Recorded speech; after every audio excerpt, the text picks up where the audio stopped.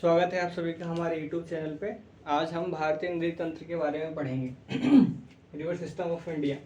तो इस नदी तंत्र के बारे में पढ़ने से पहले हमें ये पढ़ना पड़ेगा कि नदी वास्तव में क्या होता है ना। नदी क्या होती है?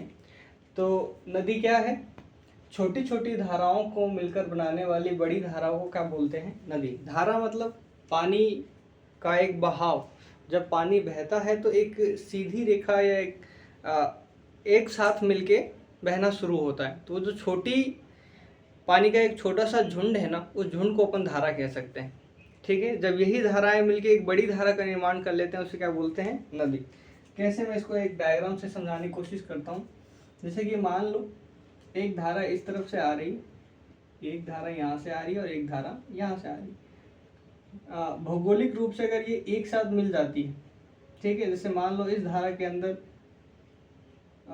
100 लीटर पानी है, इसमें 100 लीटर पानी है और इसमें भी 100 लीटर पानी है।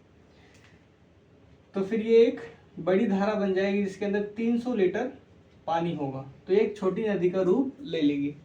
ठीक है, तो इसके लिए कोई कैपेसिटी फिक्स नहीं है कि किसी धारा के अंदर इतना पानी है तो नदी कहलाएगी या धारा कहलाएगी। बस ये समझाने के हिसाब से।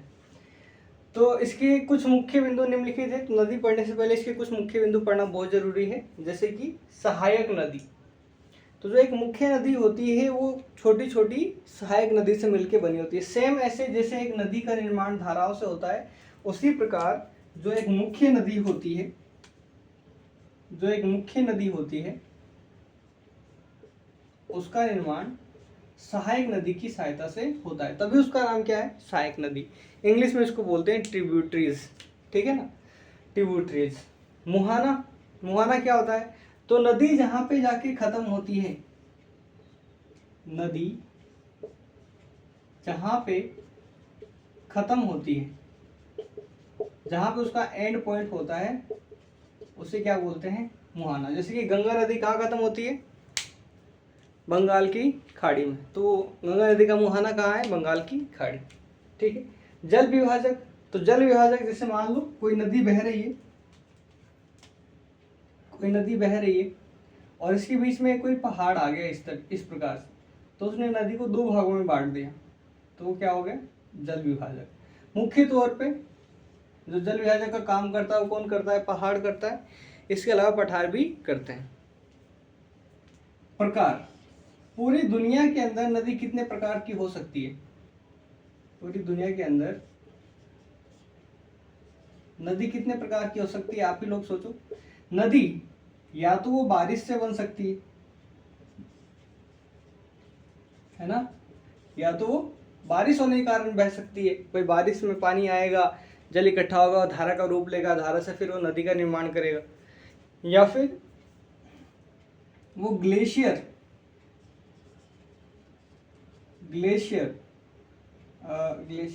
लिखते हैं। ग्लेशियर के पिघलने के कारण हो सकता है। ग्लेशियर मतलब बर्फ, है ना, बर्फ के पिघलने के कारण हो सकता है। इसके अलावा और कोई कारण हो सकता है क्या? नहीं, इसके अलावा और कोई कारण नहीं हो सकता। अगर आप तालाब का नाम लेंगे बड़े बड़े, तो वो तालाब में भी ग्लेशियर से ही पानी आएगा। तो मुख्य तौर पे जो नदी को बांटा जा सकता है दो ही प्रकार से। या तो वो बारिश के कारण उत्पन्न हुई होगी, या मौसमी नदी बोल देंगे उसे, या फिर वो ग्लेशियर के कारण उत्पन्न होगी। ठीक है। भारत में भी दो ही प्रकार की नदियां हैं। एक तो है प्रायद्वीपीय नदियां और एक है हिमालय से बहने वाली नदियां। उसको हम एक डायग्राम से समझते हैं। इतना पहले आप देख लीजिए।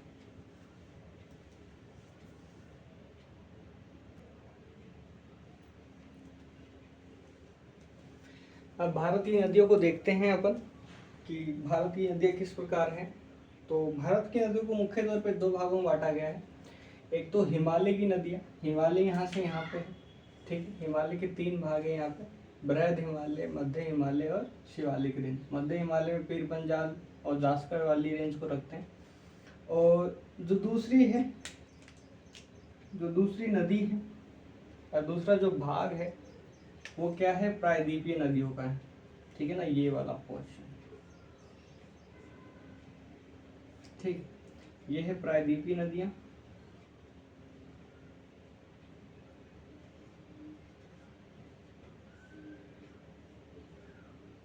नदियाँ, और ये है Himalaya reverse, peninsular reverse and Himalaya reverse. ठीक है, अब हिमालय में जो नदियाँ हैं वो पूरे साल भर बहती हैं।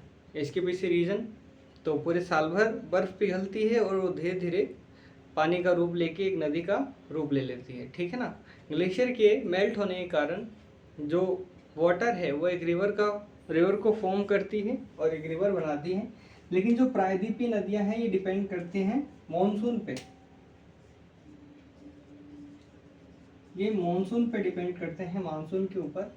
जब मानसून आती है तब इनका फ्लो अच्छा होता है, जब मानसून नहीं रहता तो इनका फ्लो कम हो जाता है या ना के बराबर हो जाता है। ठीक है, जो हिमालयन रिवर्स हैं, जो इसकी मुख्य नदियां हैं वो कौन कौन सी हैं? तो हिमालय से निकलने वाली जो मुख्य नदियां हैं वो है गंगा नदी, ठीक है, यमुना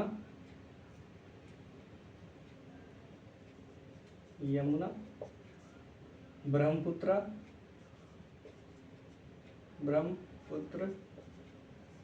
और मेन यही 3 नदियाँ। ठीक है ना, गंगा, यमुना और ब्रह्मपुत्र। बाकी इनकी सहायक नदियाँ हैं। ठीक है ना, सहायक नदियाँ हैं, वो उनको अपन पढ़ेंगे रिवर सिस्टम, तो मैं आपको बता ही दूँ। जो प्रायद्वीपीय नदियाँ हैं उसमें है महानदी, गोदावरी, कृष्णा, कावेरी। ठीक है, इसके अलावा नर्मदा, ताप्ती, लूनी भी है। ठीक है, इसमें बहुत सारी नदियां हैं, इनमें से ये मुख्य नदियां जो इस एरिया को कवर करते हैं। और ये जो गंगा है वो पूरा इस एरिया को कवर करता है, ये इधर से फ्लो होता है इनका इधर की तरफ, और ये जो ब्रह्मपुत्र है वो इधर की तरफ। अब इनके बारे में अपन पढ़ेंगे। इस मैप को मैं थोड़ा साइड करके फिर गंगा रिवर सिस्टम शुरू करता हूँ।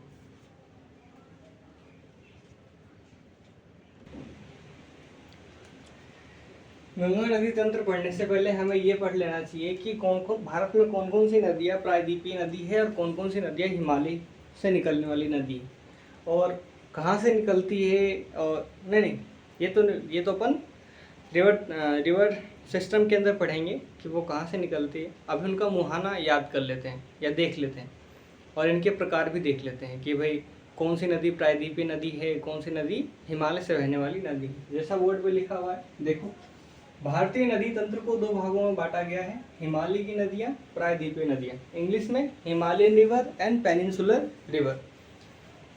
जो हिमालय की नदियाँ हैं उनका जो मुहाना है, ठीक, मुहाना मतलब जहाँ पे रिवर का एंड होता है, जहाँ पे अपना डेल्टा फॉर्म करती है, ठीक है, उसको मुहाना कहते हैं। तो हिमालय की रिवर के 2 मुहाने हैं, दोनों नदियों के 2 मुहाने। एक तो अरब सागर, मतलब कि कुछ नदियाँ जो अरब सागर में जाती है और कुछ नदियाँ जो बंगाल की खाड़ी में जाती है। तो हिमालय से निकलने वाली नदियों में जो अरब सागर में जाती है वो सिंधु और कावेरी। ठीक है, दूसरा है गंगा और ब्रह्मपुत्र। सिंधु और कावेरी कहाँ है? तो सिंधु देखिए मैप के अंदर मानसरोवर से निकलती है, इधर नंगा पर्वत से होते हुए इधर की तरफ, ये देखिए ये वाला जो पोर्शन है ये अरब सागर, पाकिस्तान से होते हुए ये अरब सागर में जाती है। दूसरा कौन है? कावेरी। कावेरी इधर की बहने वाली नदी है, ये इधर से इधर की तरफ आती है, ठीक है, साउथ इंडिया की नदी। दूसरा है बंगाल की खाड़ी में जाने वाली, तो गंगोत्री से निकलती है ये यहाँ से होते बांग्लादेश में जाके फिर ये वाला जो हिस्सा है ये बंगाल की खाड़ी का हिस्सा है, ये इसके अंदर प्रवेश करती है। दूसरा ब्रह्मपुत्र मानसरोवर से निकलती है तिब्बत से होते हुए, यहाँ पे नामछा वारवा नाम से एक पर्वत है, वहाँ से बांग्लादेश में और फिर यहाँ से बंगाल की खाड़ी में आती है। ठीक है, प्रायद्वीपीय नदियों के अंदर इनका भी मुहाना 2 है, अरब सागर और बंगाल की खाड़ी। लूनी, माही, नर्मदा, ताप्ती, ये सारी इस राजस्थान और मध्य प्रदेश के बीच से निकल के गुजरात से होते हुए इधर की तरफ अरब सागर में आती है। महानदी गोदावरी, कृष्णा, तो ये यहाँ से महानदी, यहाँ से गोदावरी और यहाँ से कृष्णा बंगाल की खाड़ी में प्रवेश करती है। आपके लिए मेन क्या है? इनके नाम याद करने। तो हिमालय से निकलने वाली नदियों के अंदर सिंधु कावेरी अरब सागर में जाती है, गंगा और ब्रह्मपुत्र बंगाल की खाड़ी में जाती है। प्रायद्वीपीय नदियों के अंदर लूनी, माही, नर्मदा, ताप्ती अरब सागर में, महानदी गोदावरी, कृष्णा ये बंगाल की खाड़ी। अपन इनमें हर एक रिवर के बारे में पढ़ेंगे कि कौन सी रिवर कहाँ से निकलती है, इनकी सहायक नदियाँ क्या है, इनके ऊपर कोई मुख्य बांध है तो वो बांध कब बनाया गया, किसने बनाया, क्या पर्पज है। ठीक है, इन सभी नदियों के बारे में पढ़ेंगे। इन सभी नदियों के बारे में सबसे पहले अपन हिमालय की नदियों से शुरू करेंगे और उसके अंदर गंगा नदी के बारे में हम पढ़ेंगे। एक बार आप इसका स्क्रीनशॉट ले लो, इसको रिवाइज कर लो।